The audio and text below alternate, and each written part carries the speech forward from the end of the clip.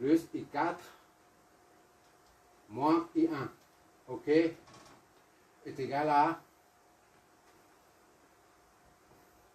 I3, c'est moins 4 sur 3, plus I4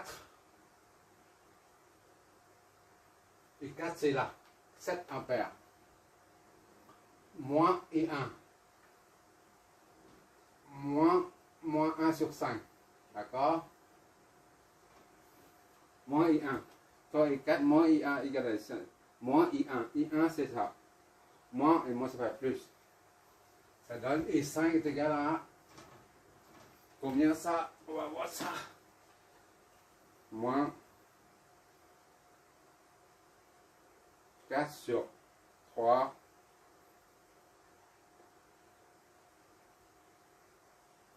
plus 7 plus 1 cinquième. I5 88 15. D'accord? 88 15.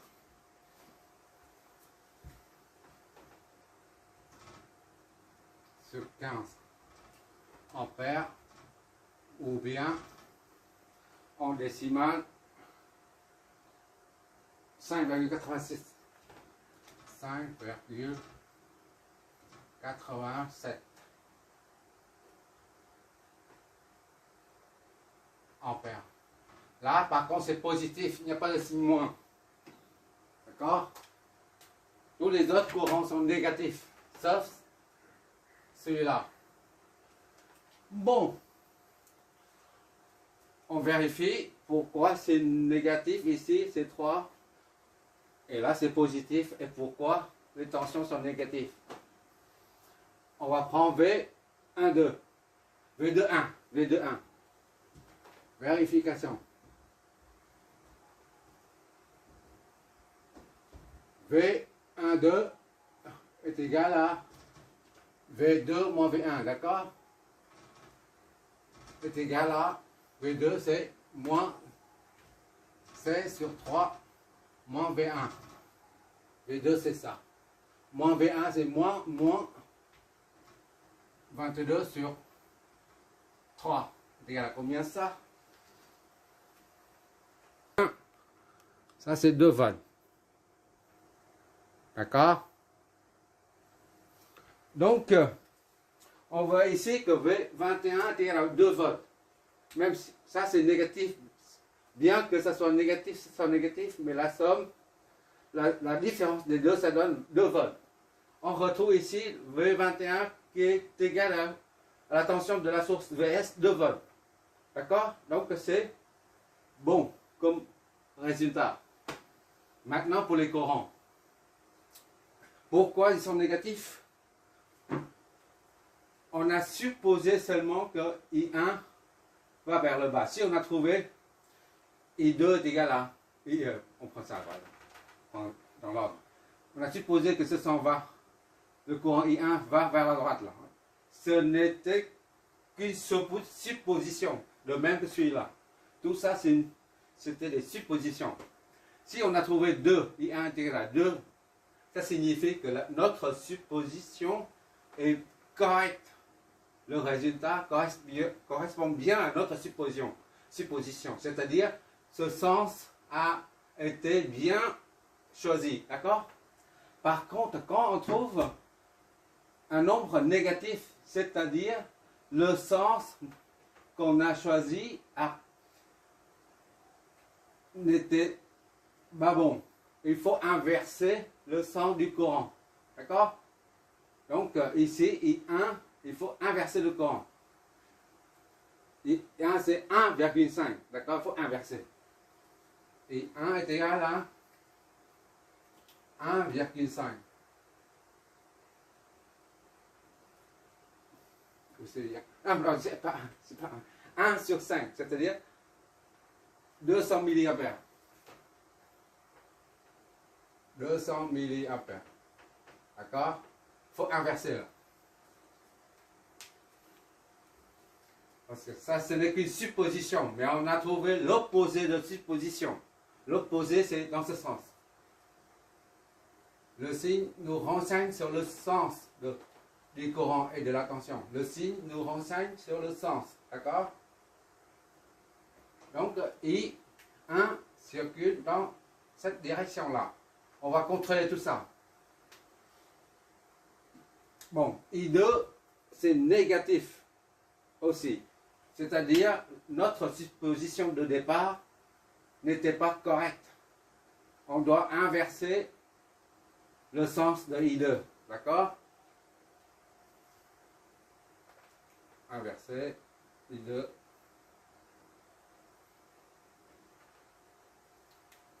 I2, c'est comme ça. Ça monte. D'accord? I2, ça monte. Ce n'est plus vers le bas.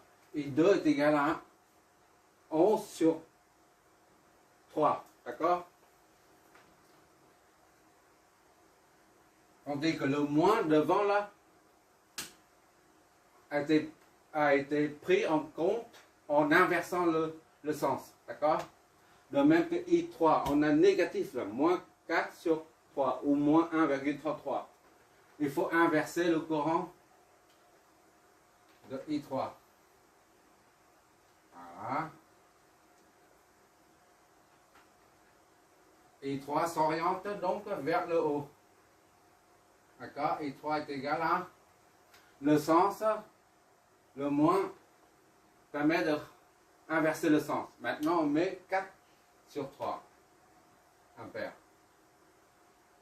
On va contrôler tout ça. I5, c'est positif. Donc, I5, c'est bon. C'est 88 sur 15.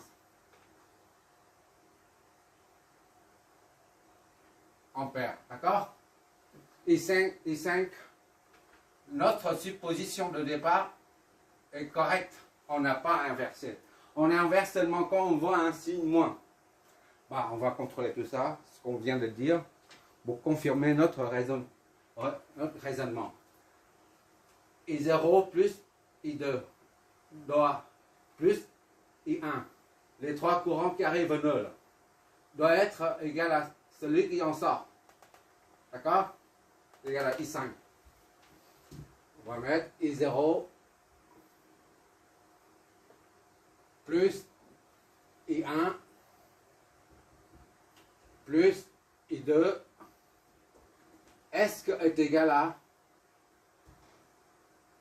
8 I5, c'est-à-dire 88 sur 15. On va contrôler ça. I0 c'est ici, d'accord? Bon, I0 c'est combien on a?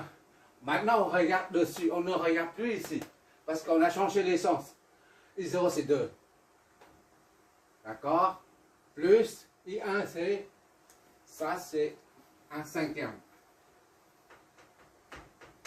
Ou 200, d'accord? Ampères. D'accord?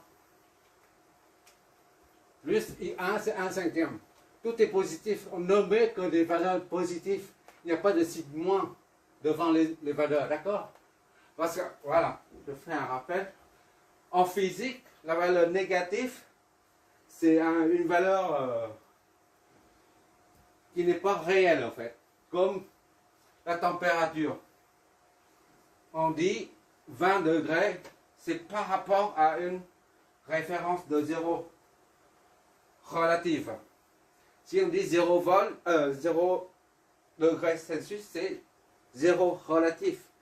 Autrement dit, le 0 absolu se trouve à 273 Kelvin. D'accord? C'est moins quelque chose.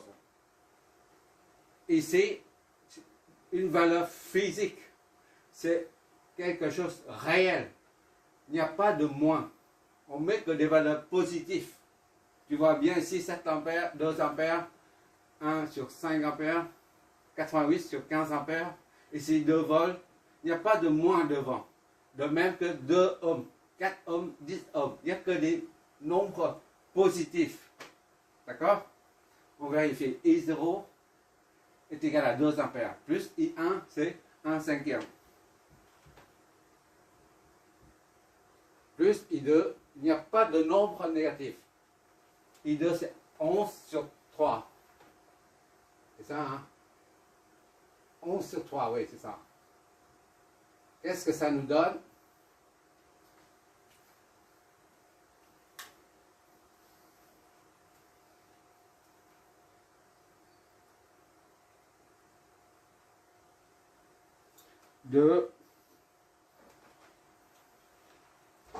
Ah, c'est la misère.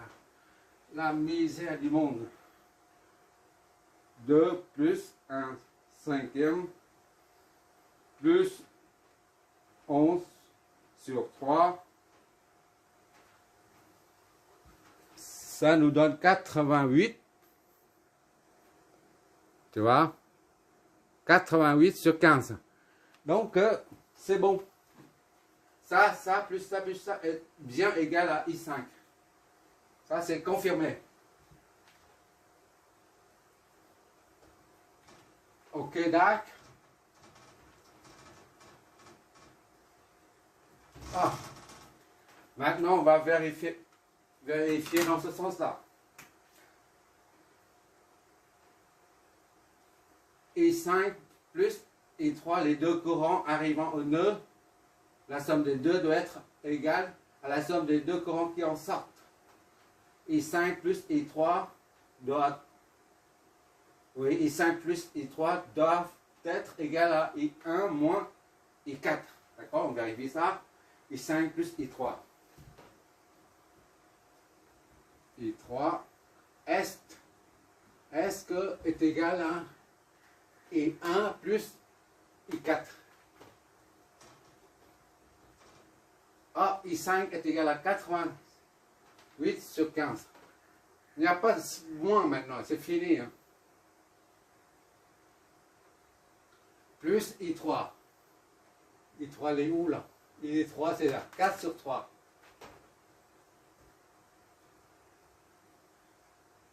Est-ce que c'est égal? 2 points d'interrogation.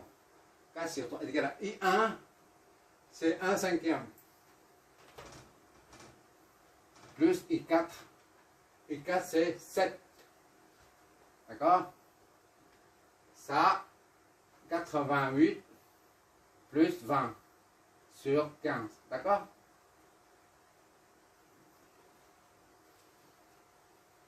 « 15 dénominateur commun. 15, 3, allez.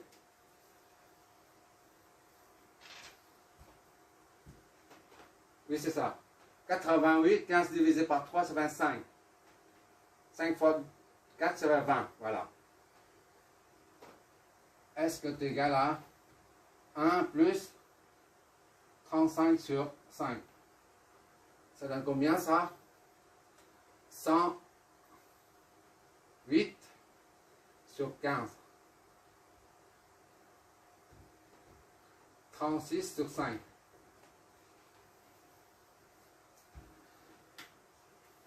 « 108 sur 15. »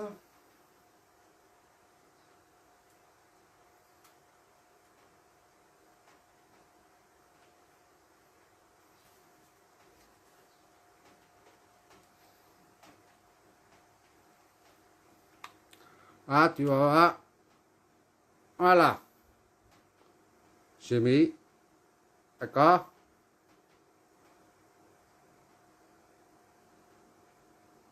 Ok. Donc c'est égal. 36 sur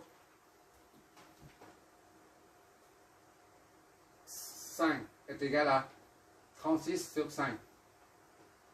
Ok. Donc on a vérifié au niveau de ce nœud de même celui-là. On peut vérifier après. Bon, ouais, c'est bon. Hein? Bon. Pour le calcul des puissances, il suffit de prendre ça, multiplié par. Bon, on laisse la puissance à côté. Ça, c'est très simple. Tout le monde sait faire. P est égal à R I au carré. Il suffit de prendre la résistance. R, c'est 10 fois ça au carré. D'accord? Je fais pour le premier élément seulement. Puissance absorbée par le résistor. On dit résistor. R1. Donc, de valeur 10 ohms. Et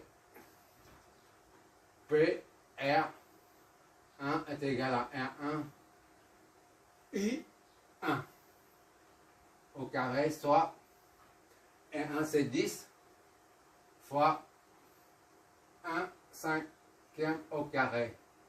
Ça donne PR1 est égal à 10 sur 25 watts.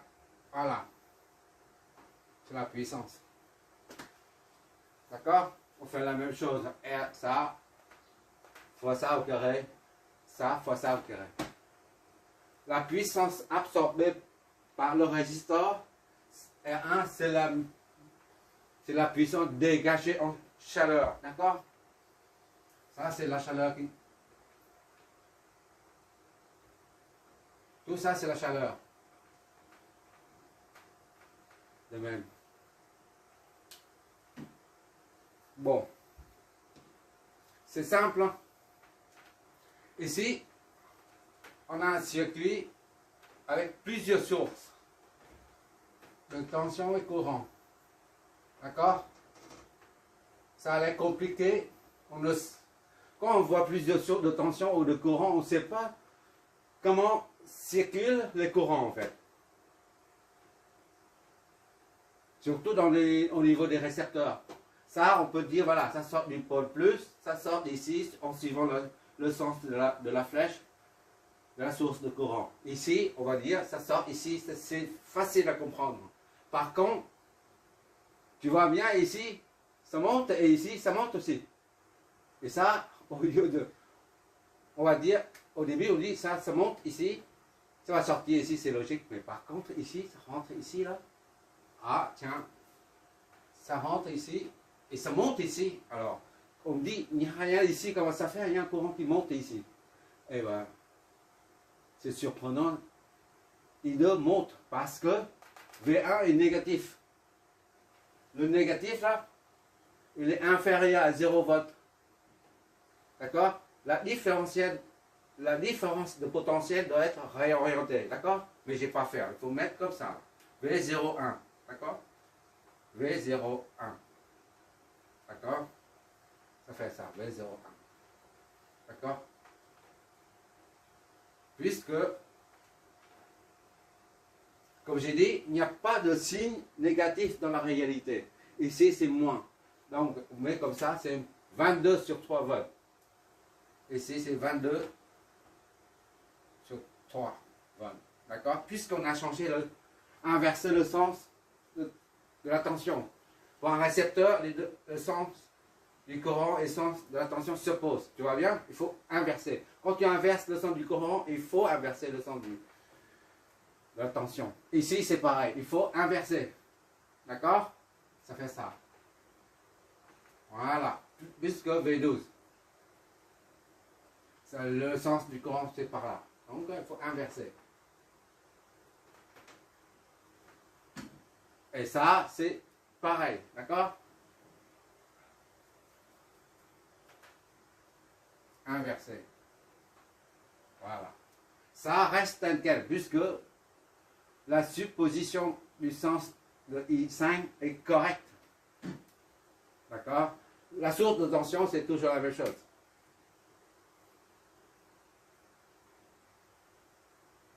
Quoi d'autre? Comme remarque. Oui, on a dit le courant IO sort de là. Et il est logique de voir le sens de I5 va vers là. Par contre, c'est une surprise, c'est tout à fait surprenant de voir les deux courants qui partent de la masse et l'autre qui vient d'en haut pour se joindre ici. On dit il n'y a pas de source de courant ni source de tension. Comment ça fait? Le courant part dans ce sens. Puisque V1, le potentiel au point 1 est inférieur à 0 volt. Il est négatif. C'est la raison pour laquelle le courant circule du potentiel le plus haut vers le potentiel le plus bas. Voilà, ça explique. Ici, c'est pareil. Pourquoi le courant part d'ici vers là? Puisque V2 est supérieur à V1. V2, là, c'est moins 5,3. V1, c'est moins 7,2. Mais comme c'est négatif, là, c'est plus grand que ça. D'accord? S'il n'y a pas de signe négatif, alors là, c'est plus grand que ça. Si on supprime le signe négatif, alors on a 7,3 supérieur à 5,3.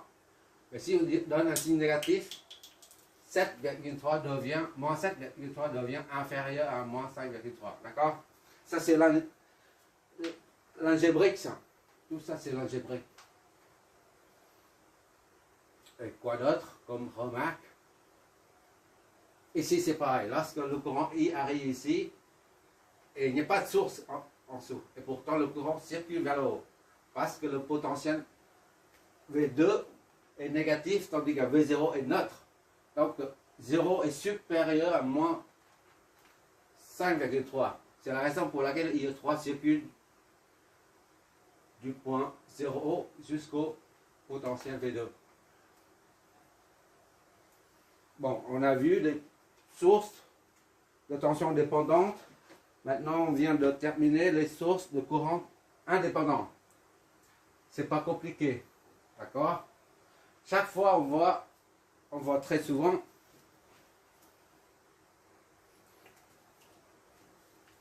dans le circuit électronique, on voit très souvent un circuit avec plusieurs sources. D'accord?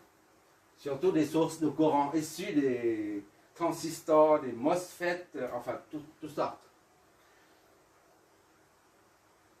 Mais pour un appartement, on ne peut pas parler de source de courant indépendant. Ça n'existe pas. Une prise, on dit par abus de langage, la prise murale, on appelle ça une prise de courant. Mais en fait, c'est une prise de tension.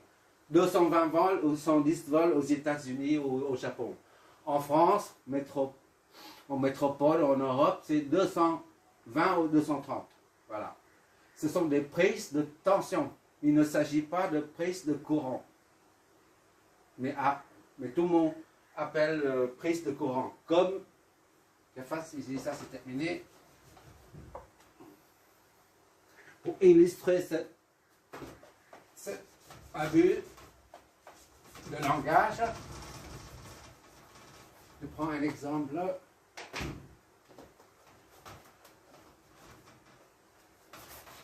On dit très souvent prise de courant, mais en fait, prise de tension. Une maison, on a le toit comme ça. D'accord? Voilà. Ah, grosso modo. Hein. Bon, on va pas rentrer. Bref. Et là, on a une fenêtre de toit. Deuxième fenêtre de toit. Et si tu vas chez le point B, ou monsieur le bricot, tu dis, je veux un Velux. Et ça, tout de suite, il s'agit de ça. Velux, c'est une marque de fenêtre de toit. Velux. Mais en fait, le mot exact, c'est la fenêtre de toit. D'accord? Mais tout le monde dit Velux. Ça ne veut rien dire. C'est une marque. Comme si tu dis Coca. Voilà. Ou Renault. C'est juste une marque. Bon, pour le mur à la maison, ça, une prise avec deux petits trous, face et neutre, et puis ici c'est la terre, la tige qui sort. Ça c'est une prise de tension. Parce qu'on dit 220 ou 230 maintenant, 230 volts. On ne dit pas prise de courant. Ça n'existe pas à la maison. Bon, c'est terminé. Je vais continuer encore 2 ou 3 et après on va attaquer les amplificateurs opérationnels. Merci d'avoir regardé.